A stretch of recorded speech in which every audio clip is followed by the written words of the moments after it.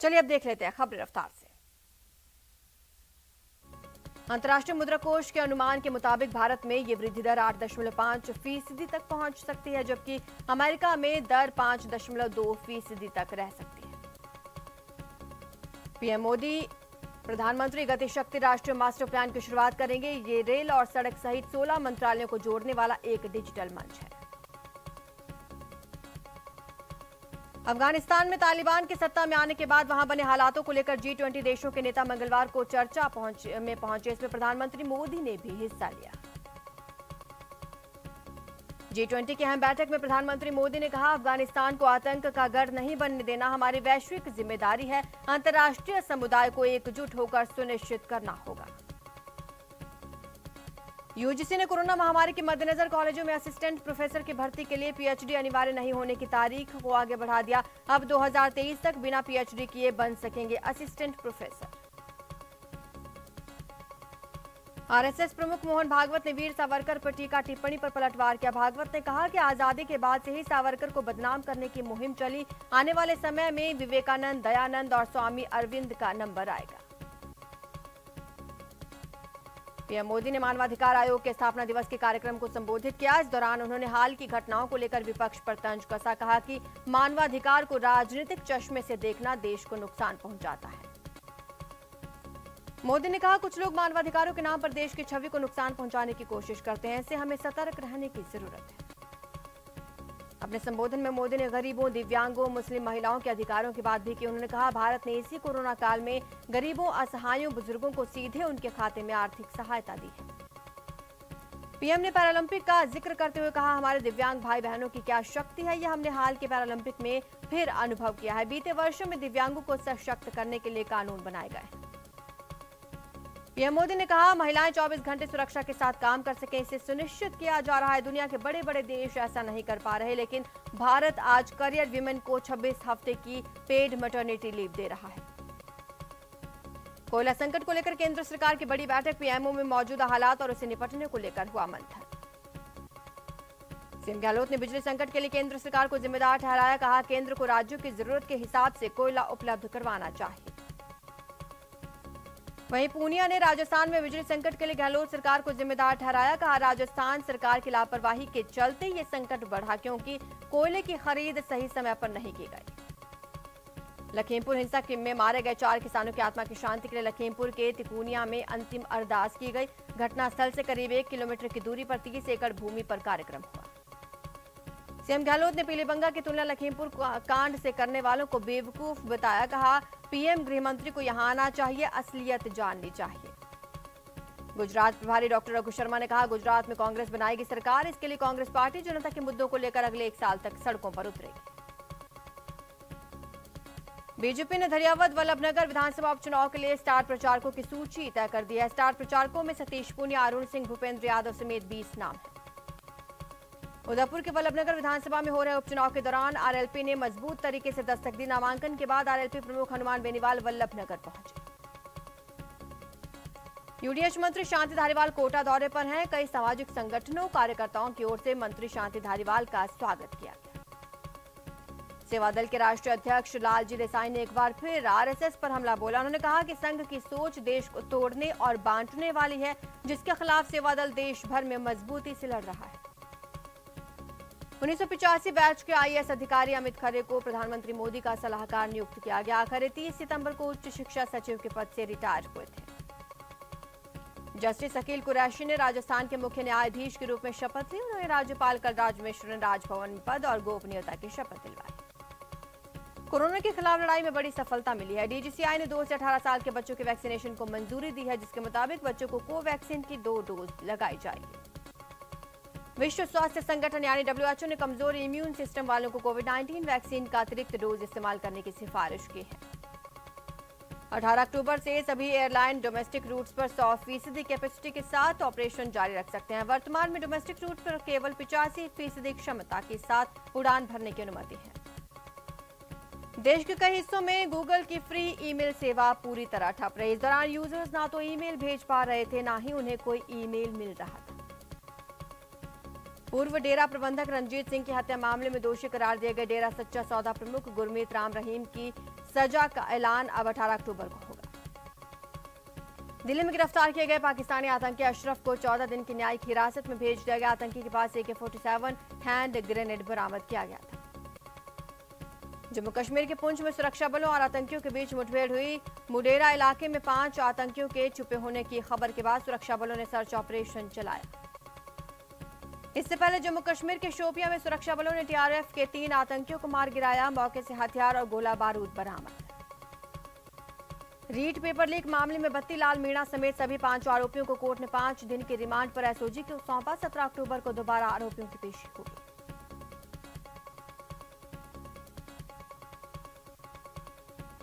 अधिवक्ता गिरिराज जोशी हत्याकांड में चित्तौड़गढ़ सेशन कोर्ट ने 6 दोषियों को आजीवन कारावास की सजा सुनाई। 20-20 हजार का जुर्माना लगाया।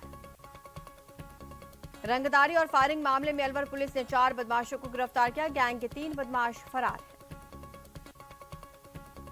बूंदी में गंडोली थाना क्षेत्र में एक विवाहिता ने पुलिस अधीक्षक को परिवार देकर गांव के कई लोगों पर अपहरण कर सामूहिक रूप से दुष्कर्म किए जाने का आरोप लगाया।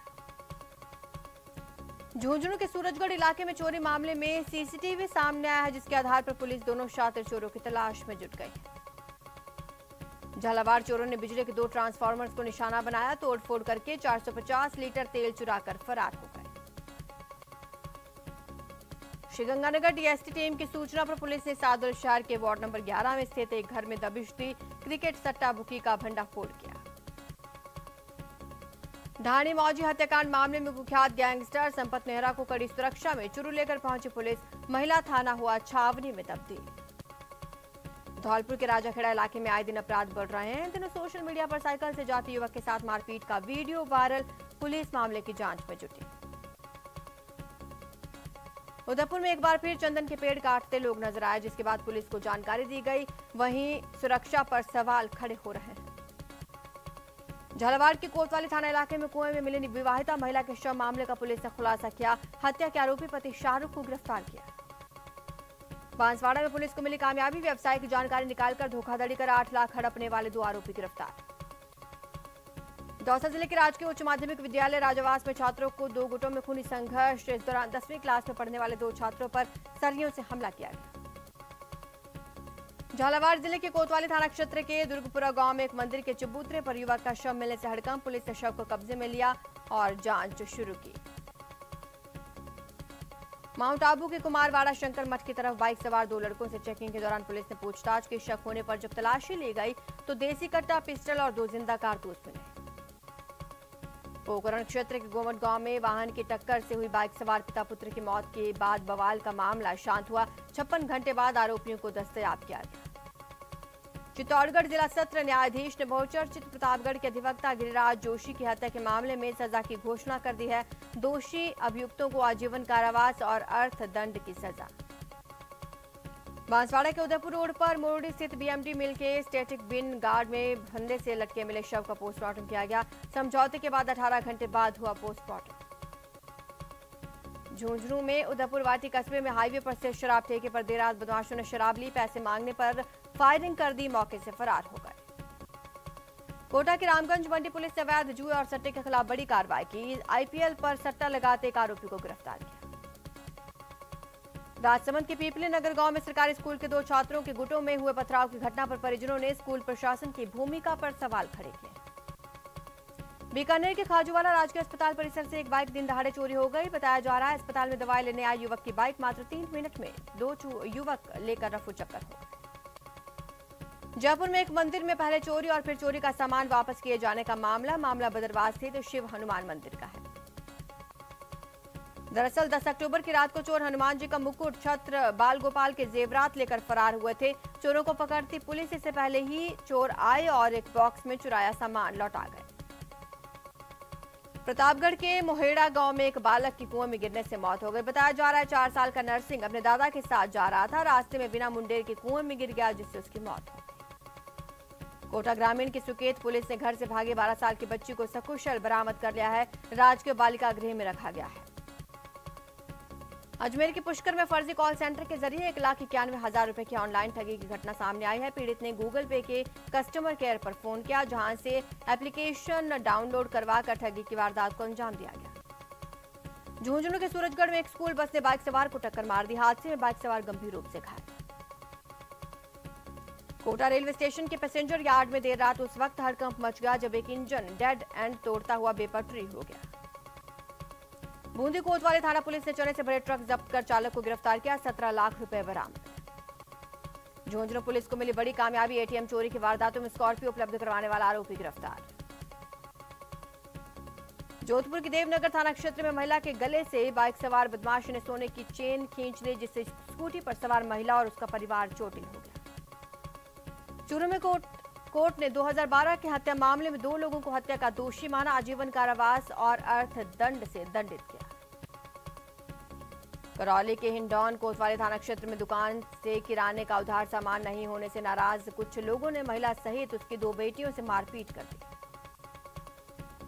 कोटा संभाग में डीएपी खाद की कालाबाजारी की शिकायत पर संयुक्त निदेशक कृषि डॉक्टर रामावतार शर्मा द्वारा गठित टीम ने खातौली और तहसील पीपलदा में उर्वरक विक्रेताओं और सहकारी समितियों का निरीक्षण किया। डूंगरपुर जिले के कोतवाली थाना क्षेत्र के थाना गांव के पास एक कार और ऑटो की टक्कर। हादसे में ऑटो सवार बच्चे सहित 7 लोग घायल। उदयपुर के सारा थाना क्षेत्र में मिली लापता युवक की लाश। 8 घंटे की कड़ी मशक्कत के बाद निकाला गया शव। बूंदी जिले में मंडोली थाना क्षेत्र के गुलखेड़ी गांव में आंगनबाड़ी में पढ़ने गए 6 साल के बच्चे को सांप ने डसा, जिसके बाद उसकी मौत हो गई। अलवर शहर के मोती डूंगरी स्थित श्रम राज्य मंत्री टीकाराम जूली के कार्यालय के बाहर श्रमिकों में हंगामा। 5 लाख रुपए की मांग को लेकर श्रमिक जहर की शीशी लेकर धरना दे रहे हैं। बारां जिले में विद्युत कटौती के विरोध में भारतीय जनता युवा मोर्चा और बीजेपी कार्यकर्ताओं ने प्रदर्शन किया। पदाधिकारियों ने जेवीएनएल के अधीक्षण अभियंता कार्यालय के समक्ष जमकर नारेबाजी की। बाड़मेर के सबसे बड़े पीजी कॉलेज से 3 लेक्चरर के तबादले के विरोध में छात्रों का आंदोलन उग्र होता जा रहा है। राजसमंद के देवगढ़ उपखंड क्षेत्र में 13 साल के बच्चे के साथ दुष्कर्म के आरोपी को कड़ी सजा की मांग की गई। यहां रुकेंगे, छोटे से ब्रेक के लिए जल्द हाजिर होंगे।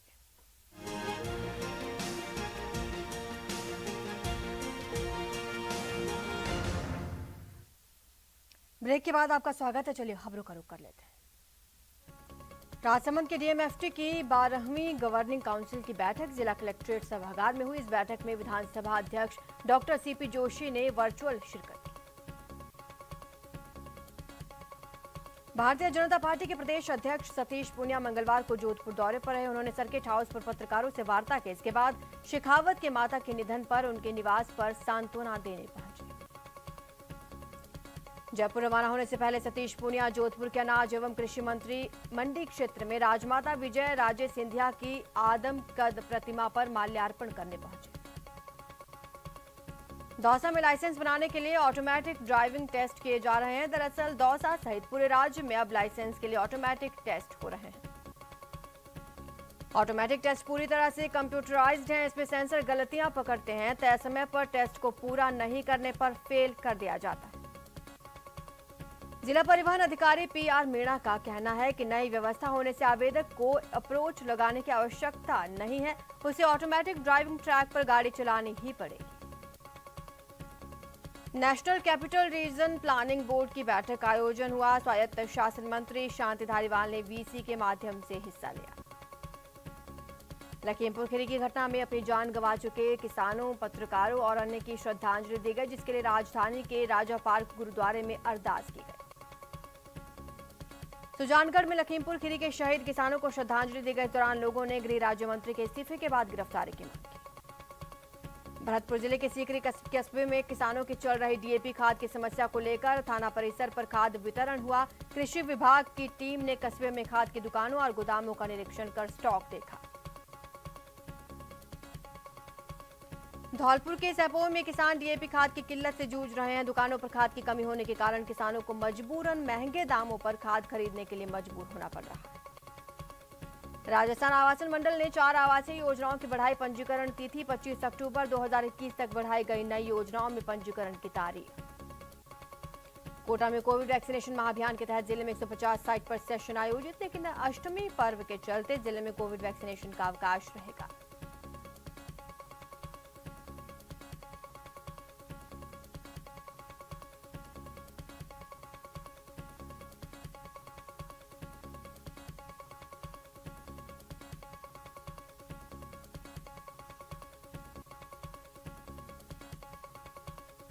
श्रीगंगानगर के पूर्व सैनिक के उपन्यास पर जल्द ही एक फिल्म बनने जा रही है, जिसकी आधिकारिक घोषणा उपन्यास के लेखक और फिल्म की प्रोडक्शन टीम ने प्रेस वार्ता कर की। सुजानगढ़ में नवरात्रि पर इंद्रगिरी आश्रम में किया गया कन्याओं का पूजन। 108 कन्याओं के पैर धोकर लिया गया आशीर्वाद। चाकसू के कोथून बाईपास के एक रिजॉर्ट में गरबे का आयोजन किया गया। इस अवसर पर मां दुर्गा की आरती और पूजा की गई।